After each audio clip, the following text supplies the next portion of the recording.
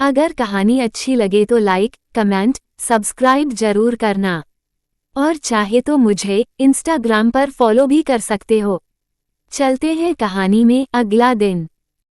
Agarwal house. Kavya ने आकर अमृता जी को गले लगाते हुए कहा, मैं आ गई मम्मा।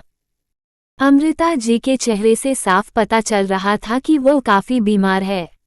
उनका चेहरा बिल्कुल मुरझा गया था। उन्होंने ने जबरदस्ती का मुस्कुराते हुए कहा, मेरी बच्चा आ गई। वैसे आज आप बहुत खुश लग रही, आपकी खुशी की वजह क्या है, जान सकती हूँ? काव्या अमृता जी के गोद में सिर को रखते हुए कहा, मम्मा मुझे प्यार हो गया है। मैं उससे शादी करना चाहती हूँ। मैं इसलिए आपको लेने आई हूँ। मैं चाहती हूँ जब वह मुझे शादी के लिए प्रपोज करे तो आप मेरे साथ हो, क्योंकि आप मेरी जिंदगी की अकेली इंसान है जिससे मैं दुनिया में सबसे ज्यादा प्यार करती हूँ।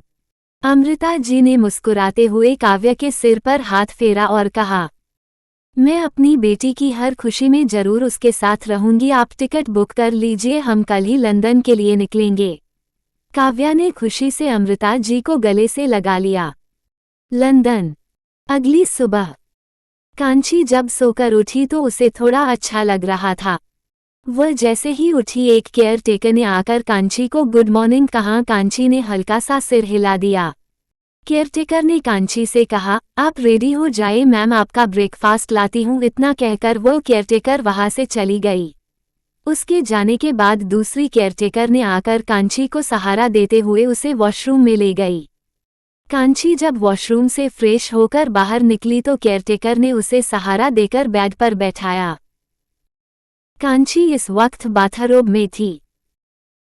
उस केयरटेकर ने कांची के लिए लोवर और टी शर्ट निकालकर कांची को देते हुए कहा, मैम आज आप ये ड्रेस चेंज कर लीजिए। मास्टर को नहीं पता कि आपको क्या पसंद है, इसलिए वह आपके कपड़े नहीं लाए हैं। उन्होंने कहा है आप इसमें मैनेज कर ले, वह जब काम से फ्री होंगे तो आपको शॉपिंग पर लेकर जाएंगे। तब तक आपको इस लोअर और टी शर्ट से काम चलाना होगा। कांची ने धीरे से उस केयरटेकर से पूछा, आपके मास्टर कहाँ पर है? केयरटेकर ने मुस्कुराते हुए कहा, मैम मास्टर बहुत कम ही घर पर रहते हैं, लेकिन जब से आप इस बड़े से विला में आई हैं ना, वह इस वीरान विला में 4 घंटे रहते हैं। आप सच में मास्टर की जिंदगी में उनकी खुशियां बनकर आई है। मैंने मास्टर को कभी भी किसी लड़की के लिए इतना सब कुछ करते नहीं देखा था। बड़ी मैडम को तो इसी बात की हमेशा शिकायत रहती थी कि मास्टर कभी किसी लड़की की तरफ अट्रैक्ट क्यों नहीं होते हैं।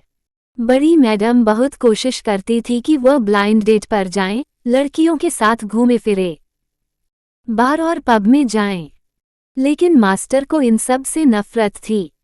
उनके पास इतना टाइम नहीं होता कि वो डिनर कर ले, अक्सर वो डिनर स्किप कर देते हैं, क्योंकि वह दो जिंदगी जीते हैं।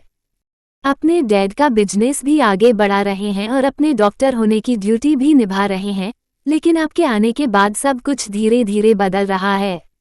आप प्लीज कभी मेरे मास्टर को छोड़कर मत जाइएगा, क्योंकि आपके सिवा उनकी जिंदगी में कोई और नहीं है। कांची ने हैरान होते हुए पूछा, आपकी बड़ी मैडम यानी आपकी मास्टर की मामा कहाँ पर है? उस केयरटेकर ने उदास होते हुए कहा, बड़ी मैं इस दुनिया में नहीं है। उनको कैंसर था जिस वजह से 7 महीने पहले उनकी डेथ हो गई। बड़ी मैडम के जाने के बाद मास्टर तो बिल्कुल टूट चुके थे, लेकिन आप उनकी जिंदगी में आई, एक उम्मीद बनकर, उनके जीने की वजह बनकर। आप प्लीज उन्हें मत छोड़ना वरना वह मर जाएंगे।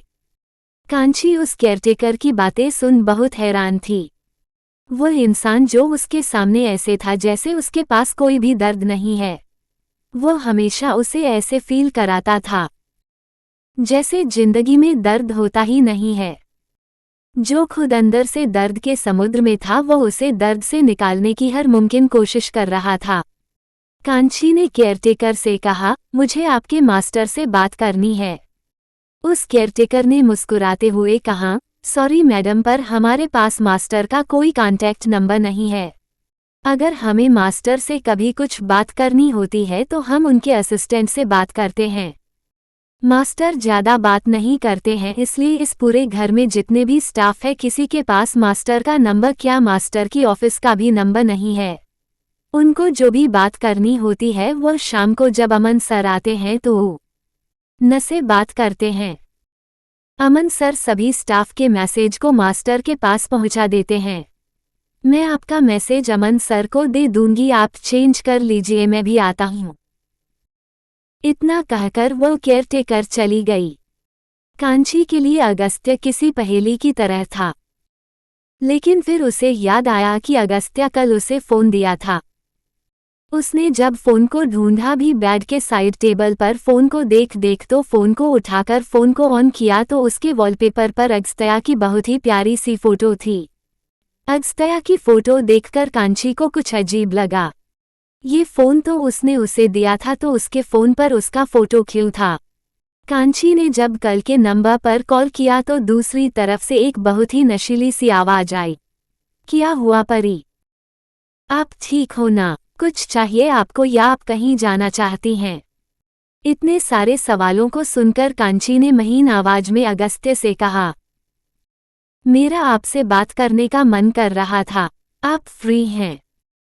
अगस्त्य जो कॉन्फ्रेंस रूम में बैठा मीटिंग कर रहा था तो मीटिंग को 15 मिनट के लिए होल्ड करते हुए सभी को ब्रेक लेने को कहकर अपने केबिन में आते हुए कहा, मैं आपके लिए हर वक्त फ्री हूं परी।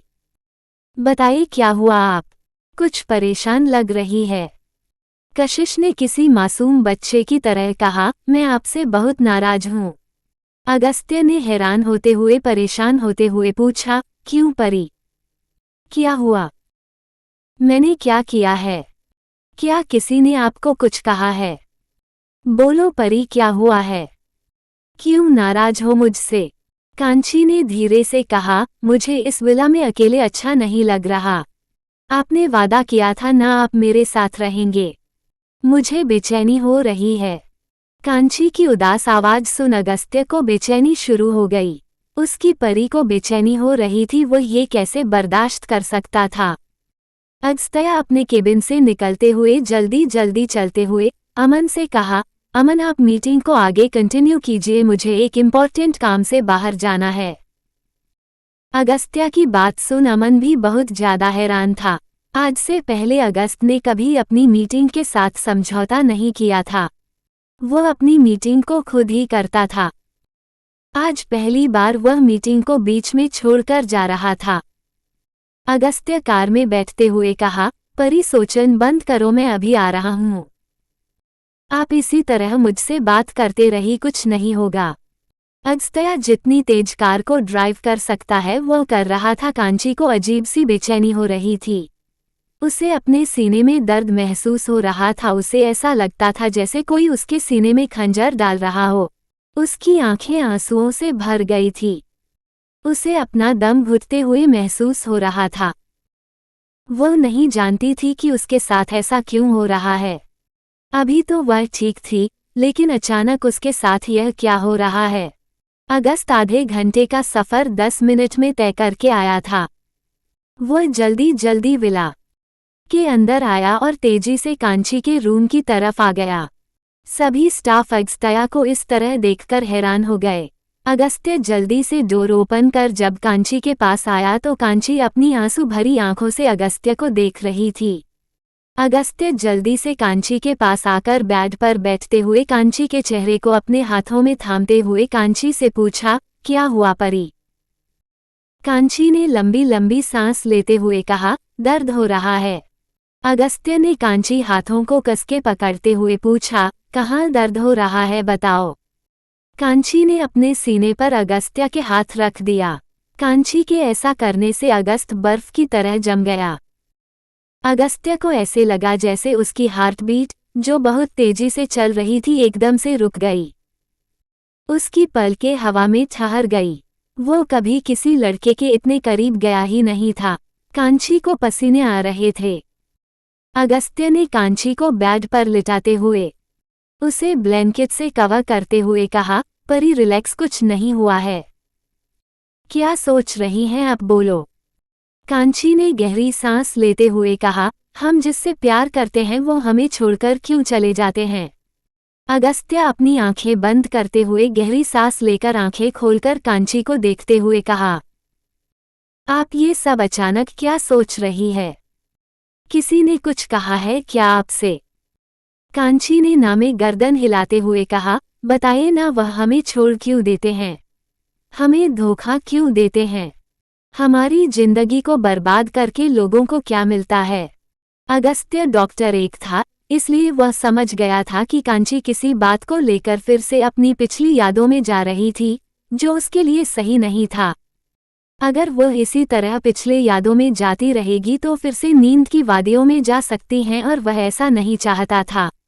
उसने कांची के माइंड को डाइवर्ट करने की बहुत कोशिश की, लेकिन कांची के एक ही सवाल को बार बार सुनकर उसे भी समझ में नहीं आ रहा था कि वह क्या करे जिससे कांची का माइंड डाइवर्ट हो जाए। उसने एक झटके से कांची के ऊपर झुकते हुए अपने होठों को कांची के होंठ पर रख दिया। कनकची अपनी फटी हुई आंखों से अगस्त्य को देखने लगी। वह बर्फ की तरह जम गई। अगस्त्य जल्दी से कांची से दूर हो गया। उसने कांची के बिगड़ी हालत को देखकर घबराहट में कांची को किस कर बैठा। उसे इस वक्त अपने आप पर बहुत गुस्सा आ रहा था। वह ऐसा करना नहीं चाहता था, लेकिन घबराहट में उससे ऐसा हो गया था। वह कांची की तरफ पीठ करके खड़े होते हुए कहा, आई एम सॉरी परी, मैं ऐसा करना नहीं चाहता था।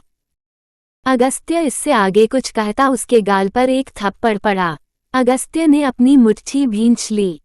उसने अपनी आंखें बंद कर ली थी। उसने जब अपनी आंखें खोली तो कांची, जिसने अभी कुछ देर पहले उसे थप्पड़ मारा था, वह एक का दम पीछे हो गई, क्योंकि अगस्त्य इस वक्त बिल्कुल खूंखार जानवर की तरह लग रहा था। उसकी आंखें अंगारे की तरह दहेक रही थी। कांची की नज़र अगस्त्य के हाथों पर पड़ी तो अगस्त अपने हाथों की मुट्ठी भींचे खड़ा था। वह बिल्कुल खामोश था। उसने एक शब्द भी नहीं कहा। गुस्से से उसके हाथ की नसें उभर चुकी थी। ऐसा लग रहा था जैसे अभी उसकी नस फट जाएगी। कांची एक कदम और पीछे हो गई। वो जब बेहोश थी तब भी उसने अपने सामने खड़े इंसान की आवाज में कभी गुस्सा महसूस ही नहीं हुआ, और वह जब से होश में आई थी तब से उसने अगस्त्य को कभी ऐसे देखा ही नहीं था। लेकिन आज उसके सामने जो अगस्त्य खड़ा था वो बहुत ही अलग था। वो इस वक्त दिखने में बहुत खतरनाक लग रहा था। वो बिना कुछ कहे रूम से बाहर चला गया। अगस्त का इस तरह बिना कुछ कहे, बिना चिल्लाए, बिना कुछ थोड़े फोड़े रूम से चले जाने से कांची बिल्कुल हैरान हो गई। काव्यांश जब भी इस तरह गुस्से में होता था, या तो वह उसे थप्पड़ मारता था, यह उसे हट करता था, ये कुछ तोड़ता था। लेकिन अगस्त्य तो उसे एक शब्द भी नहीं कहा। वह तो बिना कुछ कहे खामोशी से चला गया। कांची यही सबसे बड़ी गलती कर रही थी। वह अगस्त्य और काव्यांश को कंपेयर कर रही थी। अगस्त्य जितनी जल्दी उस विला से निकल सकता था, वह उतनी ही जल्दी उस विला से बाहर निकल गया। वह विला से बाहर आकर पीछे गार्डन की तरफ जाने लगा। वह पीछे गार्डन की तरफ आया तो एक गिराज था। वह उस गिराज के अंदर चला गया। उसने जब गिराज के अंदर कदम रखा तो एक बटन को प्रेस किया। उसके बटन प्रेस करते ही वह जमीन दो हिस्सों में बट गई और नीचे की तरफ सीधी बन गई। अगस्त्य सीढ़ियों से उतरते हुए अंदर चला गया। वो गराज पहले की तरह हो गया। अगस्त्य जब अंदर आया तो वहां बहुत सारी जंजीर थी। अगस्त्य किसी तरह खुद को उस जंजीरों में कर दिया। गुजरते वक्त के साथ उसका गुस्सा बढ़ता जा रहा था। जिस अगस्त्य को सब जानते थे वह अगस्त्य इस वक्त था ही नहीं। यह अगस्त्य तो सच में एक दरिंदा बन चुका था। अगस्त्य किसी वैसी दरिंदे की तरह जंजीरों को खुद से आज़ाद करने की कोशिश कर रहा था। अगर इस वक्त कांची अगस्त्य को देख लेती तो उसकी सांसें रुक जाती।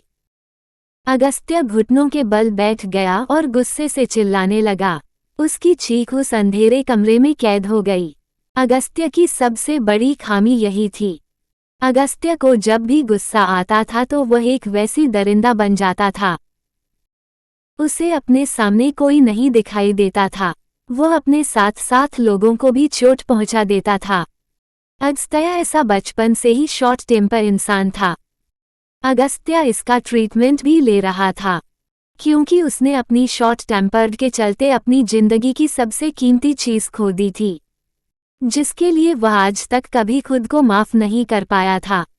जो अगस्त्य कांची के सामने इतना जेंटल और डिसेंट था, आज वह अगस्त्य खुद को जंजीरों में कैद करके घुटने के बाल जमीन पर बैठा था। कांची वॉल के सहारे चलते हुए उस पूरे विला में अगस्त्य को ढूंढ रही थी, लेकिन उसे अगस्त्य कहीं नहीं मिला। उसने सभी स्टाफ से पूछा तो किसी ने अगस्त्य को नहीं देखा। कांची को अब अपने रवैया पर बहुत पछतावा हो रहा था, क्योंकि शांत होने के बाद उसे एहसास हुआ कि उसने तो सिर्फ उसकी जान बचाने के लिए ऐसा किया था। उसने तो उसे किस भी नहीं किया था, सिर्फ अपने होठों को उसके होंठों पर रखा था, जिससे उसका माइंड पूरी तरह से डाइवर्ट हो सके। उसने सोचा कि अगर अगस्त्य को उसके साथ यही सब करना होता तो वह 6 महीने उसके बेड पर थी। वह चाहता तो उसकी बेहोशी का फायदा उठा सकता था, लेकिन उसने ऐसा कुछ नहीं किया। उसने उसकी रिस्पेक्ट की, उसका ख्याल रखा। वह सच में उससे प्यार करता था। कांची को इस वक्त खुद पर गुस्सा आ रहा था। उसने किसी का गुस्सा किसी और पर निकाल दिया था। मुंबई यूनिवर्सिटी। मनन बैठा लैपटॉप पर काम कर रहा था। मनन की जिंदगी बेरंग हो गई थी। उसे लगा था कि सब कुछ ठीक हो रहा है, लेकिन फिर एक तूफान में सब कुछ तबाह कर दिया था। उसकी कांच फिर से उसे हमेशा के लिए छोड़कर चली गई थी।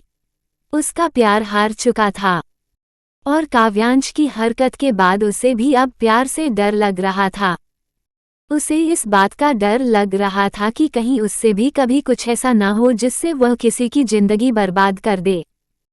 उसने 6 महीने में एक बार भी कियारा को कांटेक्ट करने की कोशिश नहीं की, क्योंकि उसने मान लिया था प्यार जबरदस्ती से नहीं होता। उसने अपने सारे फैसले को अपने किस्मत पर छोड़ दिया था, क्योंकि जबरदस्ती से हासिल की हुई कोई भी चीज अक्सर हमें दर्द देती है या वह तो हमें छोड़ जाते हैं।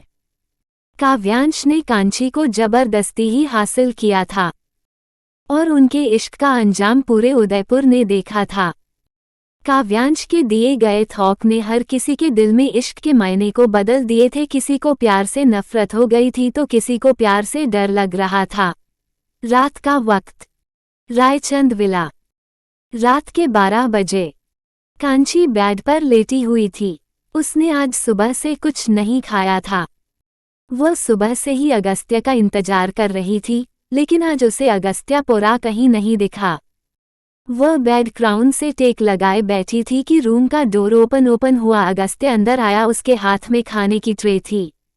रूम खुलने की आवाज से कांची ने डोर की तरफ देखा तो उस रूम के अंधेरे में एक आदमी के साए को आते देखकर समझ गई थी कि यह कोई और नहीं बल्कि अगस्त्य है।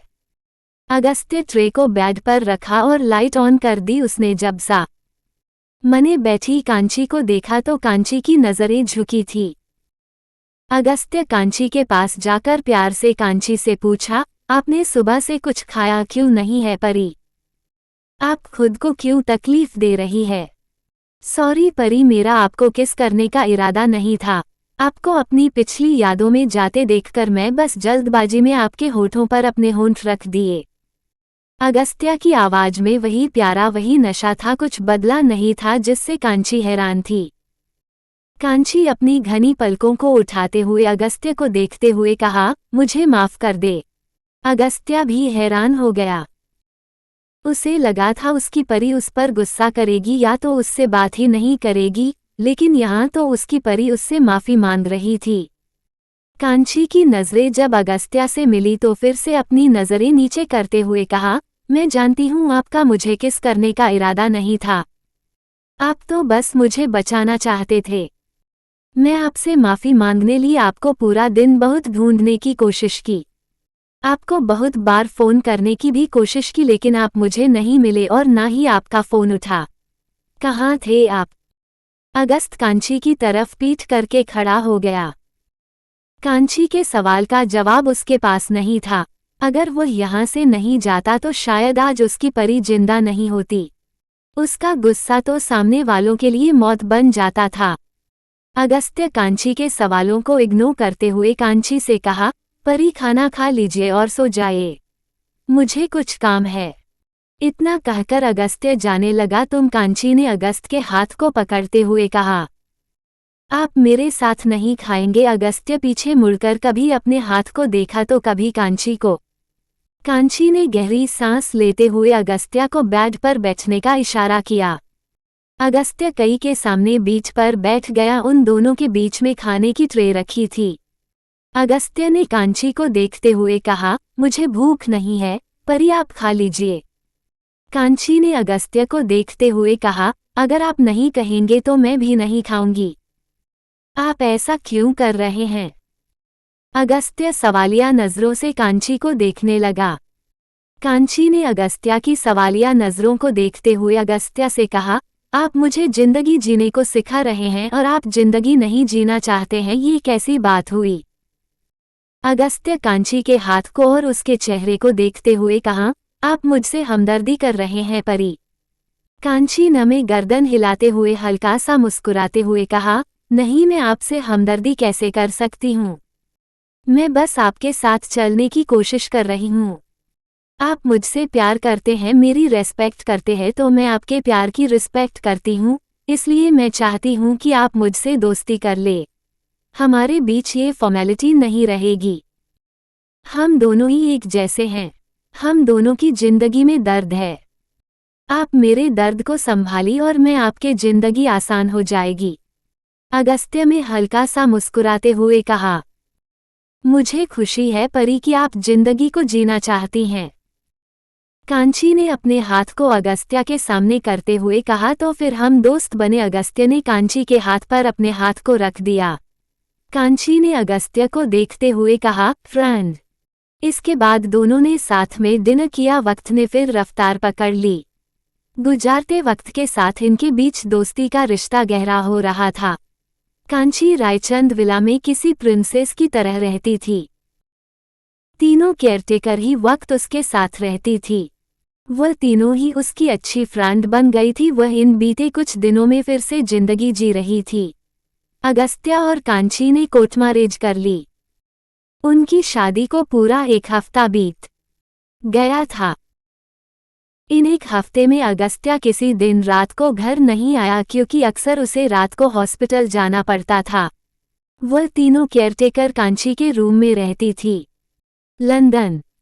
1 हफ्ते बाद हॉस्पिटल वीआईपी रूम। वह शख्स आज फिर उस विंडो के पास खड़ा बाहर लंदन की चमक देख रहा था। तभी उसे वीआईपी रूम का डोर ओपन हुआ और एक लड़की अंदर आई जिसने ब्लैक कलर की साड़ी पहनी थी। उसे लड़की ने उसे शख्स को देखते हुए कहा, काव्यांश, कब तक खुद को इस रूम में कैद करके रखोगे? आज पूरे 7 महीने बाद उसने अपना नाम किसी के मुंह से सुना था। काव्यांश जब पीछे पलटा तो आज भी उसके चेहरे पर उतनी ही चमक थी, उसकी आंखें आज भी उतनी ही गहराई थी। रेखा ने काव्यांश को देखते हुए कहा, बाहर नहीं चलोगे?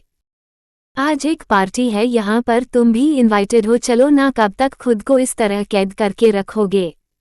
काव्यांश ने रेखा को देखते हुए कहा, मैंने सोचा नहीं था एक नाचने वाली इतनी वफादार होगी। रेखा ने कड़वी मुस्कुराहट के साथ कहा, हम नाचने वाली इतनी भी बुरी नहीं होती है, हमारा भी कोई वजूद होता है। तुमने तो मेरी जान बचाई, मुझे उस दलदल से निकालकर एक अच्छी जिंदगी दी, तो मैं तुम्हारे लिए तो इतना कर ही सकती हूँ। काव्यांश ने दर्द से मुस्कुराते हुए कहा, मेरी जानम को मुझे छोड़कर गए हुए 6 महीने 7 दिन 24 घंटे 15 मिनट हो गए हैं। मैं खुद को वही सजा दे रहा हूँ। मैंने इश्क में उसकी जान ले ली।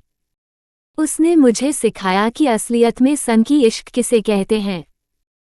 सन की इश्क तो वही है ना जो अपने इश्क के लिए जान दे दे। काश मैं भी ऐसा इश्क अपनी जानम से कर पाया होता। इतना कहकर काव्यांश दोबारा से विंडो से बाहर देखने लगा। रेखा एकांश को देखते हुए कहा, तुम कांची से इश्क करने लगे हो? मैं सच कह रही हूं ना? काव्यांश बाहर किसी एक जगह को देखते हुए रेखा से कहा, मैं अपनी जानम से इश्क करने लगा नहीं हूं, बल्कि उससे मैं शुरू से ही इश्क करता आ रहा हूं। वह मेरी जिंदगी थी, मेरा जुनून थी, मेरी सनक थी, मेरा सुकून थी। मेरी खून की हर एक बूंद में उसके लिए इश्क बहता है। वह काव्यांश रघुवंशी की जान थी। काव्यांश की बातों से रेखा हैरान हो गई। वह काव्यांश के करीब जाकर काव्यांश के शोल्डर को पकड़कर काव्यांश को अपनी तरफ पलटा तो काव्यांश को देखकर हैरान हो गई। काव्यांश की आंखों में आंसू था। उसकी वह नीली आंखें आंसुओं में डूबी थी। रेखा काव्यांश के चेहरे को देखते हुए हैरानी से कहा, तुम रो रहे हो? काव्यांश ने अपने दिल पर हाथ रखते हुए कहा, मुझे जानम याद आ रही है। मैंने सोचा नहीं था कि जिंदगी जीना इतना मुश्किल हो जाएगा। इस दिल में चुभन हो रही है। मैंने सोचा नहीं था कि मेरा एक फैसला मेरी जिंदगी को तबाह कर देगा। मैं अपने ही हाथों से अपने इश्क के महल आग लगा दी। मैंने सब कुछ अपने हाथों से बर्बाद कर दिया। तुम्हें पता है मेरे दिल में तकलीफ हो रही है, दर्द हो रहा है, ऐसा लग रहा है जैसे अभी रुक जाएगा। रेखा ने हैरानी से काव्यांश से पूछा, अगर तुम कांची से इश्क करते थे, वह तुम्हारी जिंदगी थी, तो तुमने उसे सबके सामने इस तरह धोखा क्यों दिया? क्यों तुमने उसके प्यार और उसकी फीलिंग का सबके सामने मजाक बना दिया, ये जानते हुए भी कि वह इस वक्त ऐसे मोड़ पर खड़ी थी जहां उसे उस वक्त तुम्हारी सबसे ज्यादा जरूरत है थी। जब तुम उसे इतना प्यार करते थे, इतना इश्क करते थे, तो तुमने उसे और उसके इश्क को सबके सामने रुस्वा क्यों किया साहब? काव्यांश ने चिल्लाते हुए कहा, क्योंकि मैं नहीं चाहता था कि मेरे जाने के बाद वह टूट जाए। मैं नहीं चाहता कि वो मेरी यादों में हर रोज मरे। मैं नहीं चाहता था कि वह जीना भूल जाए, खुशियों से मुंह मोड़ ले, लेकिन मुझे क्या पता था मेरे धोखे की सजा उसे इतनी बड़ी मिलेगी। वह मेरी मौत को खुद गले लगा लेगी। तुमसे शादी किया था तो गिल्ट में रहता था। तकलीफ होती थी कि मैं अपनी जानम को कैसे बताऊंगा कि मैंने एक सच को सामने लाने के लिए किसी से शादी कर ली है, क्योंकि मेरी जानम को मुझ पर गुरूर था कि मैं उसके सिवा किसी और के बारे में सोच भी नहीं सकता। मुझे राणे के इरादे के बारे में जानना था, उसका प्यार उसका पागलपन बन चुका था। मेरा तुमसे शादी करने का मकसद सिर्फ और सिर्फ राणे को सबके सामने लाना था, ताकि मैं जान सकूं कि आखिर वह चाहता क्या है। क्यों उसने तुम्हें मेरे पास भेजा मेरी लॉयल्टी चेक करने के लिए? मुझे नहीं पता था कि इन सब के बीच मेरी किस्मत भी मुझे खेलेगी। मैं तो अपनी जानम के साथ बहुत खुश था, लेकिन शायद मेरी किस्मत को मेरा खुश रहना पसंद नहीं आया। 9 महीने पहले मेरे ऑफिस में सबका मेडिकल चेकअप हुआ था, मैंने भी करवाया था।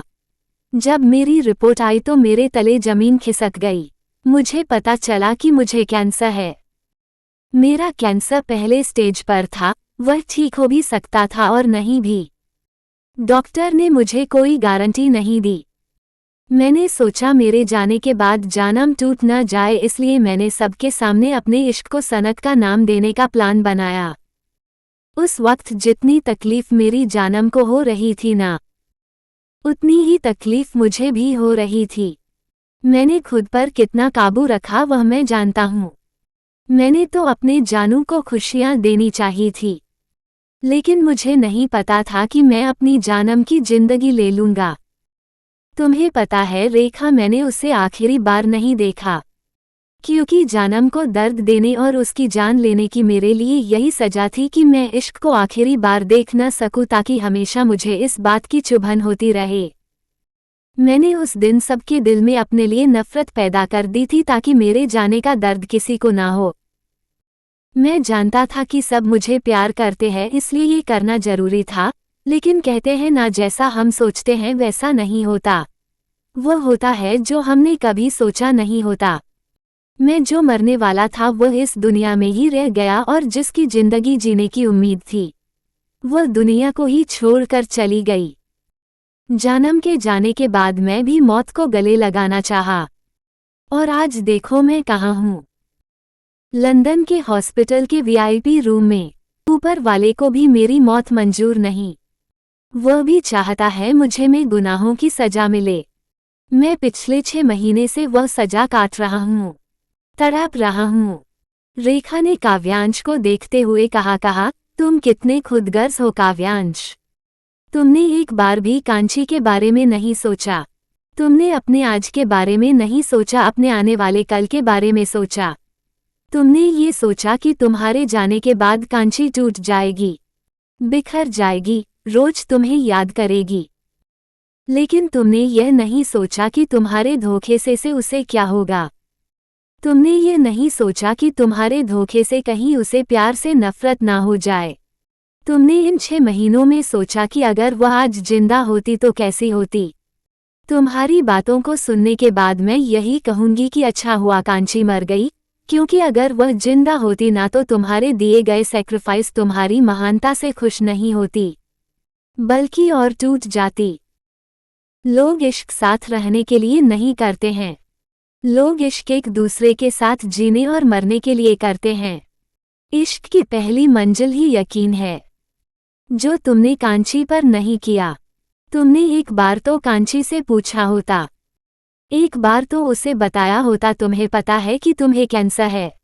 तुम्हारे जाने के बाद शायद वह उतना नहीं टूटती जितना वह उस दिन टूट गई थी और उसने मौत को गले लगा लिया। मुझे लगा था कि शायद कांची को धोखा देने के पीछे तुम्हारी कोई बड़ी वजह होगी, लेकिन तुम्हारी इस वजह को जानकर मुझे भी तुम पर गुस्सा आ रहा है। तुम मर्दों को ऐसा क्यों लगता है कि हम औरतें बहुत कमजोर होती है? हम तुम्हारा सच जानकर टूट जाएगी। कांची ने अपनी लाइफ में बहुत बड़ी बड़ी प्रॉब्लम को फेस किया था। अगर तुम उसे एक बार बता देते काव्यांश, तब वह तुम्हारे साथ कदम से कदम मिलाकर चलती। शायद तुम्हें कुछ होने भी नहीं देती, लेकिन तुम्हारी अपनी खुदगर्जी ने उसे मार डाला और तुम तो सजा काट रहे हो ना, बिल्कुल सही काट रहे हो। तुम्हारी यही सजा है।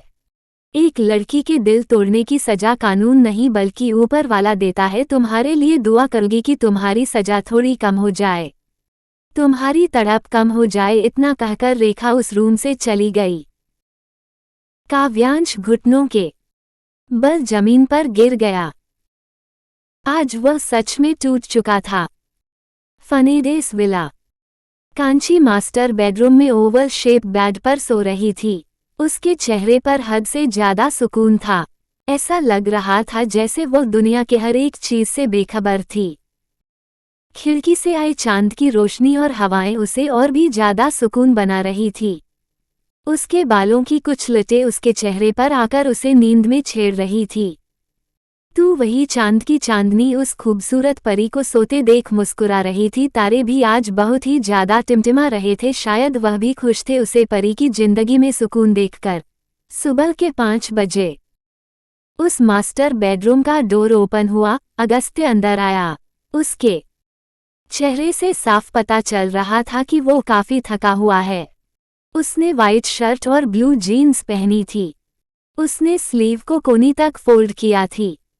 उसके माथे पर उसके बाल बिखरे हुए थे, लेकिन जब उसकी नज़र सोई हुई अपनी परी पर पड़ी तो उसकी थकान कहीं गायब सी हो गई। वह बिना पलके झपकाए उसे ओवल शेप बेड पर सोई हुई अपनी परी को देख रहा था, जो हर चीज से बेखबर नींद का मजा ले रही थी। इन बीते 1 हफ्ते में अगस्त्य बहुत कम ही कांची के पास आया था। इन बीते 1 हफ्तों में उसने एक रात भी कांची के साथ नहीं बिताई थी। वह कांची को वक्त देना चाहता था, लेकिन शायद वक्त को यह मंजूर नहीं था। इसलिए जब भी वह अपनी पारी साथ रहने को सोचता था तो उसकी मीटिंग आ जाती, ये तो हॉस्पिटल से कॉल आ जाता। बीते हुए एक हफ्तों में एक ऐसी बात जरूर हुई थी जो किसी ने सोचा नहीं थी। कांची ने पूरे दिल से अगस्त्य को अपना लिया था। उनके बीच प्यार नहीं था, लेकिन एक हस्बैंड वाइफ का रिश्ता था। वो दोनों एक दूसरे की बहुत इज्जत करते थे। कांची थोड़ा थोड़ा अगस्त्य को समझने की कोशिश कर रही थी। कांची समझ चुकी थी वह प्यार करे यह न करे, अगस्त्य का एकतरफा प्यार हो सके और अगस्त्य के लिए काफी है। अगस्त्य वहां से वॉशरूम में चला गया। उसने शावर लिया और फिर लोअर और टी-शर्ट पहनकर बाहर आया। वह बाहर आया तो कांची बेड पर नहीं थी। कांची को बेड पर न देखकर अगस्त्य थोड़ा सा परेशान हो गया और हैरान भी। वह जैसे ही बाहर जाता उससे पहले कांची रूम के अंदर आई। उसके हाथ में कॉफी का कप था। कांची ने इस वक्त पिंक कलर का नाइटी सूट पहना था जिसमें वह बहुत प्यारी और हद से ज्यादा क्यूट लग रही थी। अगस्त्या जब कांची को देखता उसका प्यार थोड़ा और बढ़ जाता, वह अपनी जान से ज्यादा कांची से प्यार करने लगा था। कांची अगस्त्य के हाथ को पकड़कर अगस्त्य को सोफे पर बैठाते हुए खुद अगस्त्य के साथ सोफे पर बैठते हुए कहा, आगू इतना काम क्यों करते हैं आप? कभी कभी काम को साइड में रखकर आराम भी कर लिया करें। अगस्त्या कॉफी को पीते हुए कांची को देखते हुए कहा, मैंने आपकी नींद खराब कर दी ना परी, सॉरी। कांची अगस्त्या को घूरते हुए कहा, आपको नहीं लगता आप मेरे साथ बहुत फॉर्मेलिटी करते हैं? मैं आपके साथ आगे बढ़ना चाहती हूँ, लेकिन लगता है आप मेरे साथ आगे नहीं बढ़ना चाहते हैं। अगस्त्या को कांची की बात को समझ नहीं पाया। वह हैरानी से कांची को देखकर पूछा, आप कहना क्या चाहती है परी? कांची ने मुस्कुराते हुए कहा, हम एक हस्बैंड वाइफ की तरह रह सकते हैं। आपका प्यार हम दोनों के लिए काफी है। अगस्त्या कांची के चेहरे को अपने हाथों में लेकर कांची के फोरहेड पर अपने लबों को रख अपने प्यार की मोहर लगाते हुए कांची की नीली आंखों में देखते हुए कहा, आगू की जान, अभी आपको राष्ट्र की जरूरत है, मैं भी यही और आप भी यही है। जब आपका दिल चाहे आप हमें अपना लीजिएगा, लेकिन उससे पहले आप ठीक हो जाइए। अगस्त्या ने कांची को अपने सीने से लगा लिया। कांची ने भी अगस्त्या को गले से लगा लिया। कांची को अगस्त्या की बाहों में अपनापन महसूस हो रहा था, लेकिन आज भी उसके दिल में काव्यांश की यादें थी। उसकी आंखें आंसुओं से भरी थी। उसने अपनी आंखें बंद कर ली। लोग कितने भी आगे बढ़ जाए, पहले इश्क का रंग और धोखे कभी नहीं भूलते। एकांश अपने चीन को कांची के सिर पर रखते हुए कहा, कल आपको शॉपिंग पर चलना, पार्टी के लिए कपड़े लेने, तो आप रेडी रहना। कांची किसी बच्चे की तरह अगस्त्य के शर्ट को पकड़कर अपनी गर्दन उठाते हुए कहा, आगू मुझे मार्केट नहीं जाना है, अभी मैंने एक हफ्ते पहले शॉपिंग की है और कपड़े नहीं लेने। अगस्त्या मुस्कुराते हुए कहा, परी आपको तो खूब सारी शॉपिंग करनी चाहिए, पैसों को उड़ना चाहिए, आखिर आपका आगू आपके लिए तो इतनी मेहनत करता है, मेरी मेहनत को थोड़ा उसूलना चाहिए। कांची अगस्त्या के चेहरे को प्यार से देख रही थी। उसका ये हस्बैंड उसके सारे नखरे उठा रहा था, उसे शहजादी की तरह रखता था। कांची अगस्त्या को देख रही थी कि उसके दिल में बात आई, काश आप मुझे पहले मिले होते। कांची अगस्त्या को आगू इसलिए बुलाती थी क्योंकि अगस्त्या ने कांची से कहा था वो उसकी मामा की आखिरी निशानी है और उसकी मम्मा उसे प्यार से आगू बुलाती थी, तो वह भी उसे आगू बुलाए। कांची अगस्त्या के चेहरे को देखते हुए पूछा, आगू आपकी आंखें इतनी लाल क्यों हो रही है? अगस्त्या कांची के चेहरे को देखते हुए कहा, कुछ नहीं परी, सिर में थोड़ा दर्द है, आप बेड पर जाए सो जाए, मुझे भी नींद आ रही है। कांची अगस्त्या को देखते हुए पूछा, आप कहाँ सोएंगे? अगस्त्या अपने सिर पर हाथ रख मसलते हुए कहा, इसी काउच पर परी। कांची अगस्त्या से अलग होकर अगस्त्या को घूरते हुए कहा, और मैं उस बड़े से अकेले सोऊंगी, कितने बुरे हैं आप। अगस्त्या हैरानी से अपनी आंखें बड़ी कर कांची से कहा, मैंने क्या किया परी जो आप मुझे बुरा बना रही है? कांची अपने गुलाबी गालों को फूलते हुए कहा, हाँ तो आप बुरे नहीं है तो क्या है? मैं छोटी सी पतली सी लड़की उस बड़े से बेड पर अकेले सोऊं और आप ऊंट जितने लंबे और चौड़े इस छोटू से काउच पर सोएंगे। अगस्त्या का मुंह बन गया। वह कांची को देखते हुए कांची से पूछा, परी आप मेरा मजाक उड़ा रही? मैं आपको ऊंट दिखाई देता हूँ। कांची सोफे से उठते हुए कहा, मैंने आपको ऊंट नहीं कहा आगू, मैंने आपको ऊंट जितना लंबा कहा, आपकी तारीफ की है। अगस्त्या अपने राइट आईब्रो उठाकर कांची को देखने लगा, तो कांची ने अगस्त्या के हाथ को पकड़कर कहा, अच्छा सॉरी, अब उठ भी जाए, बहुत भारी है, मैं उठा नहीं पाऊंगी। कांची के बचपने और उसकी बातों से अगस्त्या के होंठों पर मुस्कुराहट आ गई। वह कांची के हाथ को पकड़कर सोफे से उठ गया और फिर बेड पर आकर लेट गया। कांची अगस्त्या के सामने खड़े होकर लड़ाका औरतों की तरह अपने दोनों हाथ को कमर पर रख अगस्त्या को घूरने लगी। अगस्त्या ने कांची को देखते हुए कहा, अब क्या हुआ परी? कांची ने अगस्त्या को देखते हुए कहा, आगू उठे। अगस्त्या उठकर बेड पर बैठ गया तो कांची बेड पर बैठते हुए बेड क्राउन से टेक लगाकर बैठ गई और फिर अगस्त्या से कहा, आगू लेटे। अगस्त्या हैरानी से आंखें बड़ी कर कांची को देख रहा था। वह समझ नहीं पा रहा था कि उसकी परी करना क्या चाहती है। कांची अगस्त्या के शोल्डर को पीछे से पकड़कर अपने गोद में उसके सिर को रखते हुए कहा, सो जाए। इतना कहकर कांची अपनी लंबी लंबी उंगलियों को अगस्त्या के मुलायम सिल्की बालों में फेरने लगी। अगस्त्या ने जैसे कुछ बोलने को हुआ, कांची अपनी उंगलियों को अगस्त्या के होंठों पर रख कहा, सो जाए। आगू बहस नहीं करे। अगस्त्या ने अपनी आंखें बंद कर ली। कांची के ऐसा करने से उसे अच्छा लग रहा था। वह काफी थका तो वह जल्दी ही नींद की वादियों में चला गया। कांची अगस्त्या के चेहरे को देख रही थी। उसके चेहरे से उसकी थकावट साफ मालूम हो रही थी। कांची अगस्त्या के चेहरे को देखते हुए झुककर अपने होंठों को अगस्त्या के सिर पर रखकर अगस्त्या को देखते हुए कहा, थैंक यू मुझे इतनी हिम्मत देने के लिए। काश मैं भी आपसे आप जितना प्यार कर पाती। सॉरी आगू, लेकिन मैं कभी काव्यांश को नहीं भूल पाऊंगी। कांची को भी नींद आ रही थी। 6 बज गया था। कांची बेड क्राउन से टेक लगाकर अपनी आंखें बंद कर ली। वह भी जल्दी नींद की वादियों में चली गई। कल का दिन दोनों की जिंदगी में एक नई सुबह बनकर आने वाली थी। कल की पार्टी अगस्त्या और कांची की जिंदगी में एक अलग रंग लाएगी।